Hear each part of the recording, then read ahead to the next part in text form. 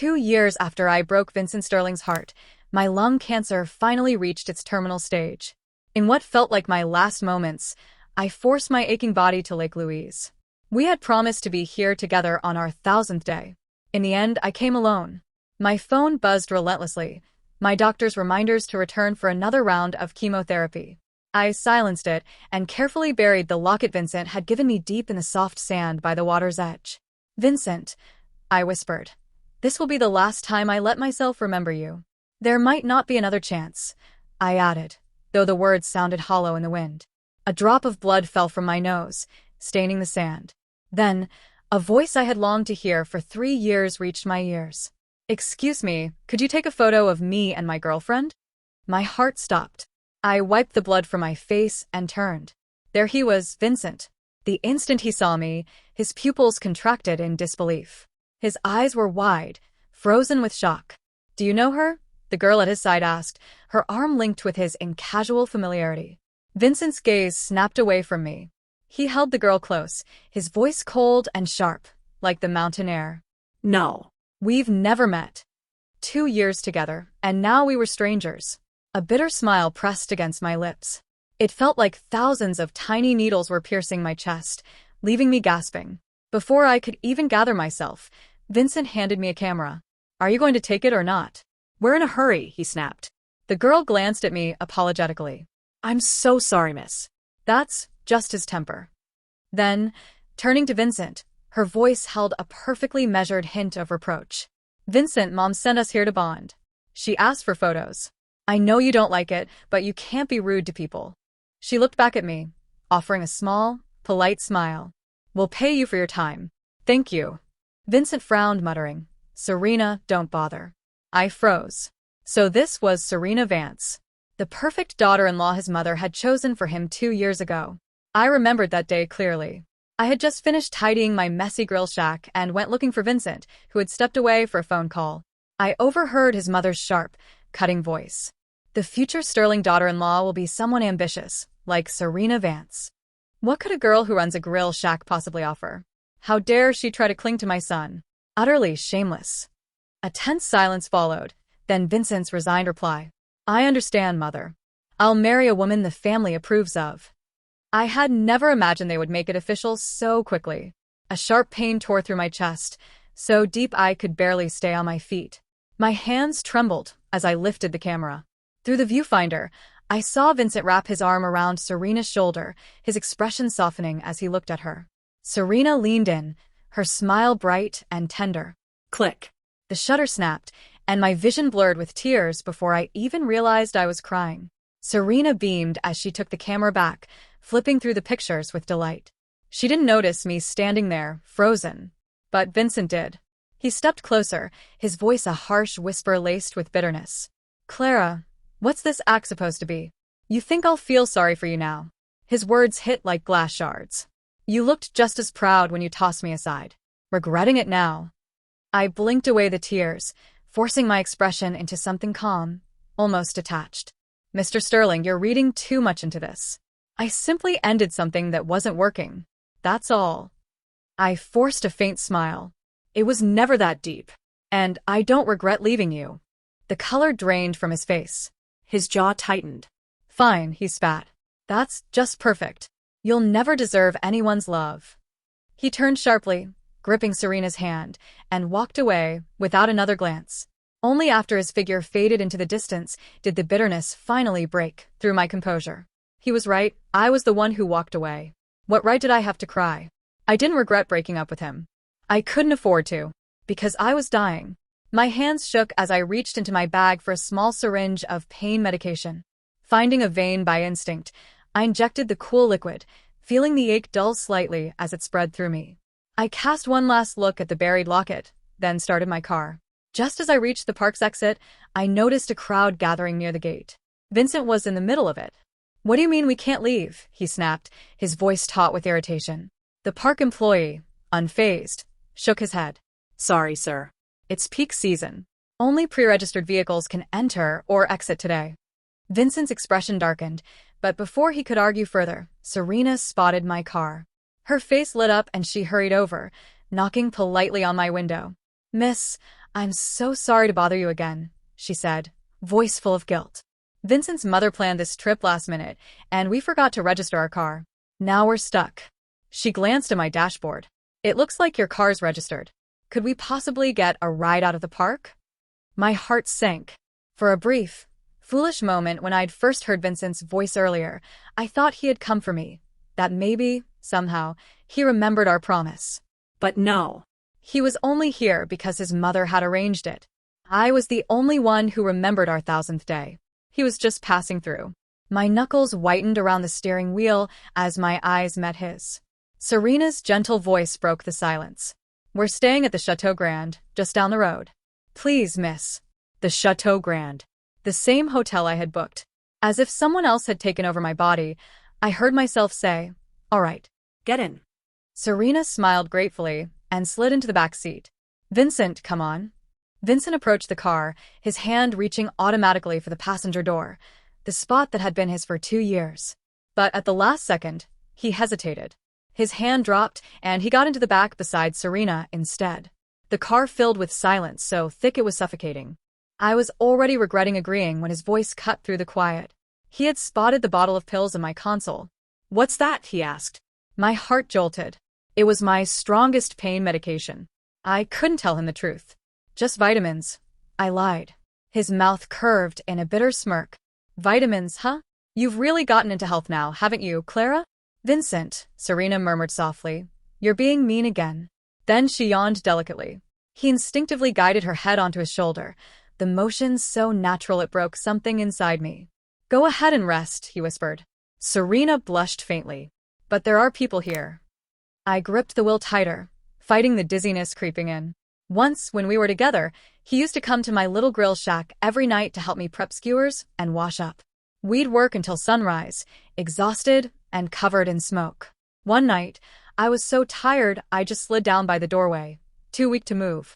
He sat beside me right there on the pavement, laughing about how I smelled of charcoal. Then, gently, he had pulled my head onto his shoulder. Under the streetlight, he had turned to me, eyes full of quiet determination. Clara, wait for me. I'll make you my wife one day. Now, that promise was just another memory. And he belonged to someone else. A sharp, unbearable pain ripped through my chest. I couldn't tell anymore if it came from the cancer eating me alive or the sight of him beside another woman. By the time we reached the hotel, I could barely stay upright. I had just stepped out of the car when Vincent's cold voice hit me like a slap. What are you doing, Clara? Still following us around? The money for the ride's already transferred. His words knocked the breath out of me. Before I could reply, the hotel attendant stepped forward with a polite smile. Miss Reed, welcome to the Chateau Grand. Your suite is ready. Vincent's face froze. Realization struck him like lightning. His ears turned red as he rubbed the bridge of his nose and stalked toward the check-in desk without another word. That night, the pain clawed at me until the world began to spin. I couldn't tell where my body ended and the agony began. Then came a loud, desperate knocking at the door. Can't a dying woman get one moment of peace? I dragged myself out of bed and yanked it open, ready to snap. Vincent stood there. Serena hovered behind him, looking apologetic. Miss Reed, I'm so sorry to bother you, she began gently. The heater in our room broke, and the hotel said they're short-staffed. Could we maybe use your shower? My first instinct was to refuse. But Vincent caught the hesitation in my eyes and gave a humorless smirk. What's wrong, Clara? Afraid we'll ruin your room? Don't tell me you're that stingy. He leaned in, voice dropping to a taunt. Or, is there someone inside you don't want us to see? His words punched the air from my lungs. My hand shot to the doorknob, throwing it wide. Go ahead. Be my guest. Serena quickly thanked me and disappeared into the bathroom. The sound of running water filled the air, and silence settled thick between us. Vincent didn't move. He just stared, his gaze heavy enough to make my skin prickle. I turned toward the balcony. Anything to escape that look. Clara, he said suddenly, his voice strained, trembling with frustration. How long are you planning to keep running from me? He stepped closer and reached for my hand. Panicked, I jerked it away before he could touch the marks hidden beneath my sleeve. He froze. His fingers hovered in the air before curling into a fist. Then his eyes reddened. In one sharp motion, he grabbed my shoulders and pinned me against the wall. You blocked me, erased every trace of me. Do you really hate me that much? Are you that afraid of me? His breath was ragged, his voice breaking. Why, Clara? Why did you leave me? Was it because I failed that project? Did you think I wasn't good enough anymore? Or was there someone else? His voice cracked. Tell me what I did wrong, please. I had never seen him so raw, so desperate. It tore something inside me. But what could I possibly say? That I was dying? That his mother had called me shameless, and I'd overheard him agree to marry someone else? No. He didn't deserve to carry that burden. I swallowed the truth and forced myself to lie. There's no reason, Vincent. We just weren't right for each other. He stared at me, silent for a long time. Then he laughed, the sound empty and bitter. Right. Of course. You're unbelievable, Clara. He clenched his jaw, pulled out his phone, and in a few swift motions, posted the photo they'd taken by the lake. He shoved the screen in my face. The caption burned into my eyes. With the right person, in the right place. Not a good fit, huh? Well, now I've found someone who is, he snapped. Happy now? A metallic taste filled my mouth. I swayed on my feet as blood rose to my tongue. His fury faltered when he noticed the tremor in my hands, the sudden pallor of my skin. Clara, what's wrong? Before he could move closer, the bathroom door swung open. Serena stepped out, wrapped in a towel. Vincent, I'm done. Let's go. He hesitated, torn. I forced myself to stand straight and pointed to the door. Go. Your girlfriend's waiting. My voice cracked. If you don't, people might think you still care about me. And we wouldn't want that, would we? His expression wavered. Anger, confusion, guilt. And then he turned and left with her. The door clicked shut. My strength vanished. I stumbled into the bathroom and vomited blood into the sink. My reflection blurred in the mirror, ghostly pale and hollow-eyed. With shaking hands, I grabbed another syringe and injected the medicine. As the numbness crept through me, the tears finally came. He'd been so close. Just a few steps away. Vincent, I can't bear this anymore. I wanted to tell him. I wanted him to hold me, just once more. But I couldn't. Not now. Not ever. Through the haze, I thought I heard someone whisper my name outside the door. Clara. Maybe it was just my imagination. I gave a weak, broken smile. Then my phone rang. I answered, and my doctor's furious voice nearly burst my eardrum. Clara, are you trying to kill yourself? You missed every appointment this week. Do you even want to live? I opened my mouth, but only a faint groan escaped. And that was when the door slammed open. Vincent stood there, face dark with anger. He snatched the phone from my hand and barked into it without even looking at the screen. Get back where? She's busy. Go bother someone else. He hung up, glaring at me with icy disdain. So that's it, huh? You dumped me because there's someone new? Didn't think you'd move on this fast. He gripped my wrist tightly. What's the deal, Clara? You let that guy yell at you like that? Is he that controlling? His tone was pure venom. Pathetic. I actually feel sorry for you. I didn't have the strength to fight back. Blood welled from the tiny puncture in my wrist beneath his fingers. My vision blurred, the world spinning. I tried to speak, to tell him he was wrong, but all that came out was a choking gasp as blood began dripping from my nose. Vincent froze. His gaze fell to the crimson stain on my wrist, to the needle marks and the trembling in my hands. The color drained from his face. His voice came out barely above a whisper. Clara, what is this? And in that moment I knew everything was about to fall apart. I forced myself to calm down, wiping the blood from my face with trembling hands. The air's just dry up here. I lied, my voice weak but steady. Vincent's eyes narrowed. And the marks on your arm? I jerked my sleeve down, pulling my arm close. I scratched myself on some brush by the lake. He studied me for a long moment, his brow furrowed as if he could see right through my words. Finally, he released his grip, muttering, You're careless, Clara. Grown women shouldn't act like children. Before he could continue, Serena's voice echoed from the doorway. Vincent, hurry up with your hair tie. Mom called. You should return her call. Vincent stiffened, then quickly dialed. His mother's bright, demanding tone carried across the room. Vincent, darling. Finally coming to your senses. Serena's perfect for you, unlike that other one reeking of cheap food. Makes me shiver just thinking about it. His hands tightened around the phone. Mom, he shot me a guilty glance, then ended the call abruptly. She didn't mean it. Don't take it personally, he said, voice strained. I managed a faint, bitter smile. I know. It's fine.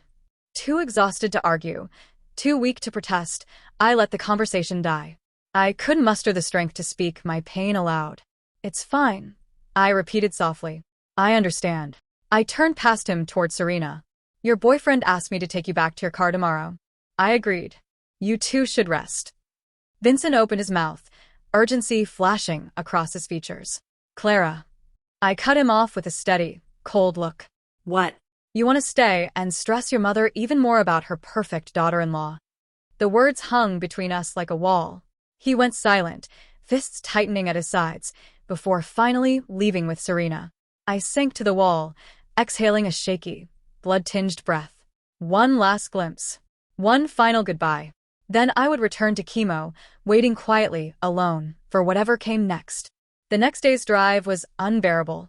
Silence pressed down, heavy and suffocating. At a gas station stop, a violent coughing fit seized me. My chest felt like it was collapsing from the inside, the metallic taste of blood filling my mouth. Panicking, I grabbed a tissue and ran to the restroom, desperate to hide it from Vincent. I caught a glimpse of him in the corner of my eye. His expression darkened, concern flashing before Serena gently pulled him back. That's the women's room. I'll check on her. I bent over the sink, coughing again, spitting blood into the basin. The crimson stained the tissue.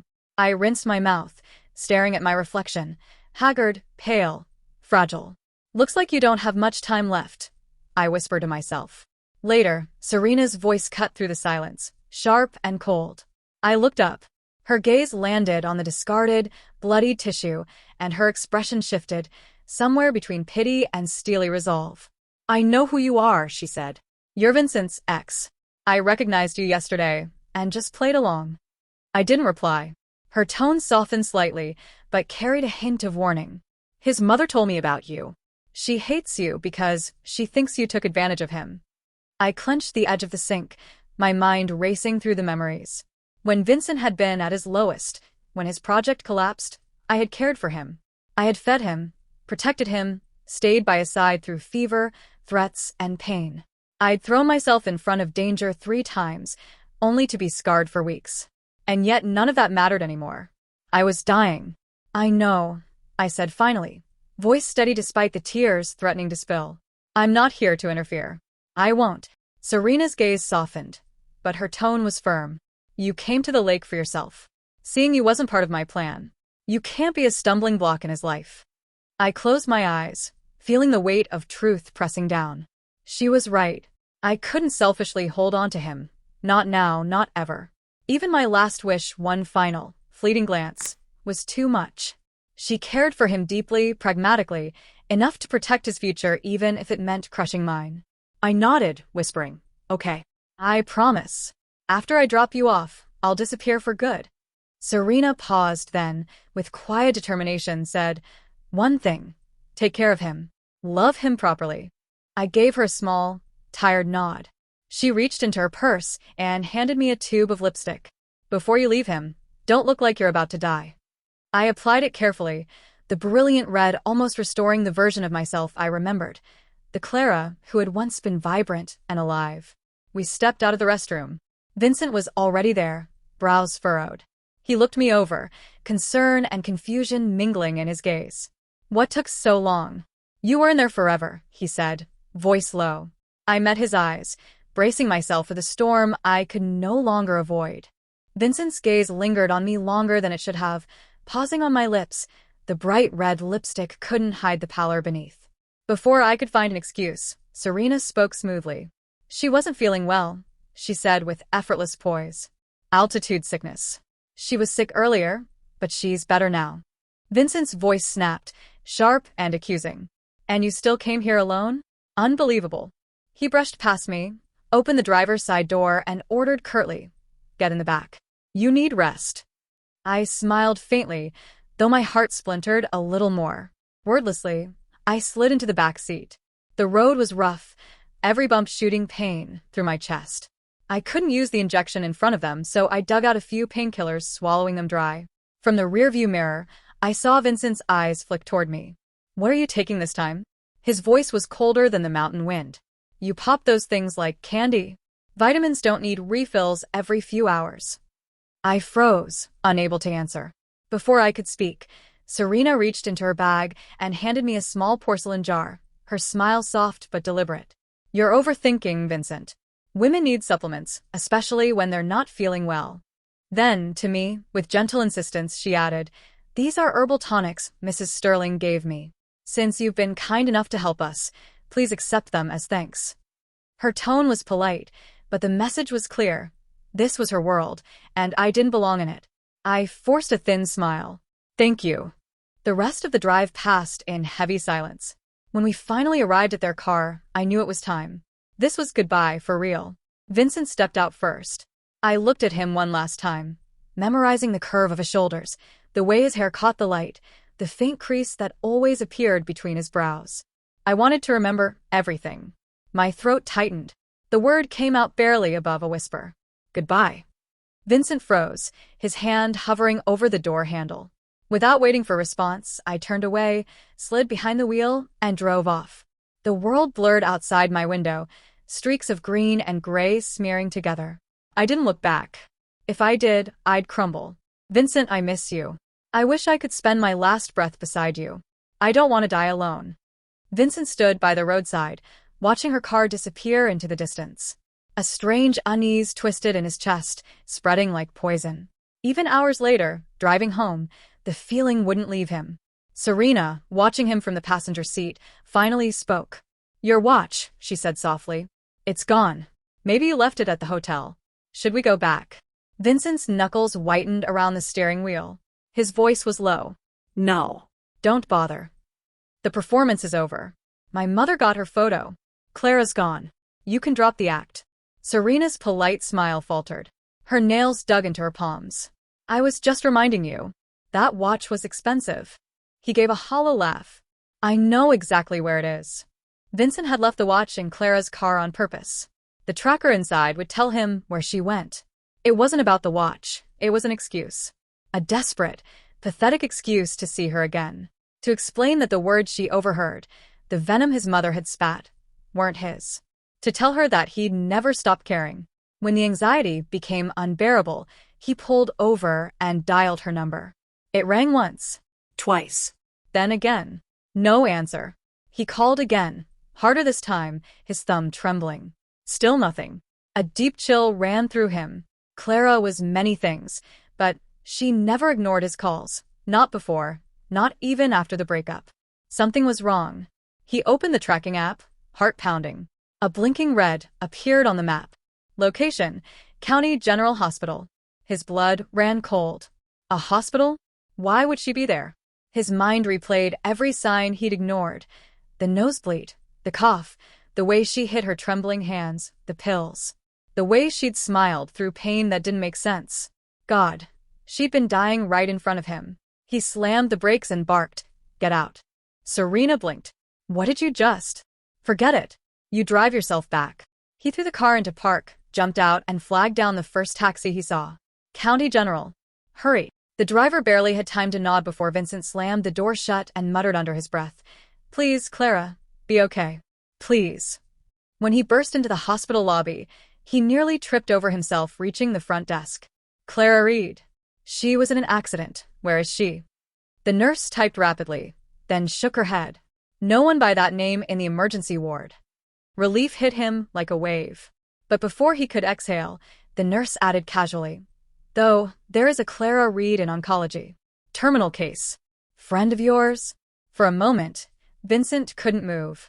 The word echoed in his head like thunder. Oncology. He forced out a whisper. "That's not possible. You must be mistaken." The nurse sighed and turned the screen toward him. "See for yourself. Room 302. He stared at the words until they blurred. Clara Reed, lung cancer, stage 4. Diagnosis. 2 years ago. 2 years ago, the exact time she'd walked away from him. Everything hit him, at once. The late-night silences. The distance. The sudden breakup she never explained. She hadn't left him for ambition, or pride, or someone else. She'd left him to spare him this. Tears blurred his vision as he stumbled toward room 302, each step heavier than the last. He pushed open the door. There she was, pale as moonlight, motionless beneath the thin hospital sheets. Her breathing shallow, her hand limp on the blanket. The nurse beside her whispered, "Sir, please, don't disturb her." He didn't hear. He stepped closer, fingers trembling as he reached for the medical chart. Date of diagnosis: 2 years ago. Type: lung carcinoma. Stage: terminal. Vincent's chest tightened. His heart shattered under the weight of it. She faced it all alone. He sank beside the bed, tears falling freely now. And then, her lashes fluttered. Slowly, her eyes opened. Vincent's face was the first thing she saw. For a moment, I thought I was dreaming. Because only in dreams would he look at me like that, eyes full of love, regret, and unbearable tenderness. "Vincent." My voice trembled, barely a whisper as my fingers brushed his. "I'm here, Clara. I'm right here," he said, clutching my hand as if it were the only thing keeping him grounded. His face pressed into my palm, warm and familiar, and the sound of his shaky breathing broke something open inside me. The tears came before I could stop them. Once, long ago, he used to lean on me just like this, when the world felt too heavy and he needed someone to hold him steady. "You idiot," I cried, half laughing, half sobbing. "How could you forget me so easily? How could you take her to our place?" My words tumbled out like confessions from a dream. "Why did you vanish for 2 years and only come back now, haunting me like this? You called me pathetic, remember? Said I was stingy. Maybe I am, but I wish I'd been stingier. Then I'd never have let Serena have you." The sound that left me was part laughter, part despair. "But it doesn't matter. You're happier this way. Forget me, Vincent. You and Serena can have the life we never did." I'm almost out of time anyway. Before I could sink any further into that cruel honesty, his grip tightened suddenly. His voice broke through the haze. "Don't you dare say that, Clara. I never forgot you. Not for a single day. I went to that lake because I remembered our 1,000-day promise. Do you know how my heart stopped when I saw you there? Serena wasn't supposed to mean anything, she doesn't. My mother forced me to take her. It was all an act, just to make you jealous." He swallowed hard, his words tumbling out faster. "Because jealousy means you still care. I couldn't stand you slipping away from me again." I stared at him, stunned, a shaky smile twisting my lips. If only the real Vincent would say something like that, I murmured. But he wouldn't. The real one made his mother a promise, and that promise was Serena, not me. Vincent's eyes glistened as he met my gaze, his voice trembling but steady. "Clara, I am real. This isn't a dream. I was only pretending for her approval, trying to earn enough power to stand on my own, to marry you properly, the way you deserved. I should have told you sooner. I should have been there. I'm sorry." His voice cracked. "I'm so sorry." He pulled me into his arms then, holding me so tightly I could feel his heartbeat crashing against mine. Neither of us spoke after that. There was nothing left to say. Only the sound of our sobs filled the quiet room. From that day forward, Vincent never left my side. He handed his company to someone else and simply became my Vincent again. No suits, no titles. We spent afternoons in the hospital garden when I could still move, sitting on the same bench every day, my head on his shoulder as we watched the sun drift lower. When I grew too weak, he brought the world to me, smuggled food from my favorite street stalls, hid them from the nurses, and pretended not to hear their scolding when they caught him. I would laugh as he got scolded, and for a moment, it felt like we'd gone back to the start, before sickness, before promises, before goodbyes. But the truth always lingered. My body was fading. Even standing became impossible. He carried me now, whispering dreams we both knew would never happen. "When you get better," he'd say softly, brushing my hair from my face, "we'll chase the northern lights. When you get better, we'll open a small cafe by the lake. No more late nights by the grill. When you get better, I'll make you my wife." And every time, I'd smile and nod. Okay. We both pretended those words meant something more than they did. One night, as the moonlight pooled across my blanket, I stirred awake and looked toward the window. The world outside was silver and still. Vincent was asleep in the chair beside me, his face drawn with exhaustion. "Vincent," I whispered. He startled awake immediately. "Clara, what's wrong? Are you hurting?" I shook my head, smiling faintly. "No, I just want to see the sunrise." For a long moment he didn't move. Then his jaw tightened, and his eyes filled again. He only said one word, his voice trembling. Okay. He wheeled me slowly up a gentle incline near the hospital. The night sky stretched above us, like a velvet canopy scattered with stars. We waited together in silence, the chill of the early morning wrapped around us, as if the world itself held its breath. Then, the horizon blushed with gold. Dawn arrived, spilling light across the land in waves of warmth. It was breathtaking. I tried to drink it in, every shimmer and hue, my breaths growing shallow, each one heavier than the last. My body felt like it had been pressed down by invisible weights, and the air slipped through me faster than I could hold it. Eventually, there was no strength left. My lungs gave out. My head rested against his chest one final time. "Vincent, don't," I whispered, my voice fading with the light. I attempted to raise my hand to brush against his face, to leave a touch, a memory. It fell limply back to my side, lifeless. "Clara." No. "Clara, please, wake up. You promised me the Northern Lights. Clara." His voice cracked into the wind, raw and desperate, as he pressed me to him, unwilling to let go. He cried as if the world itself had ended, a shattered, hopeless wail that tore through the morning calm. It was the same sound he had made all those years ago, when he held me close and whispered in my ear with unwavering certainty. "Clara, wait for me.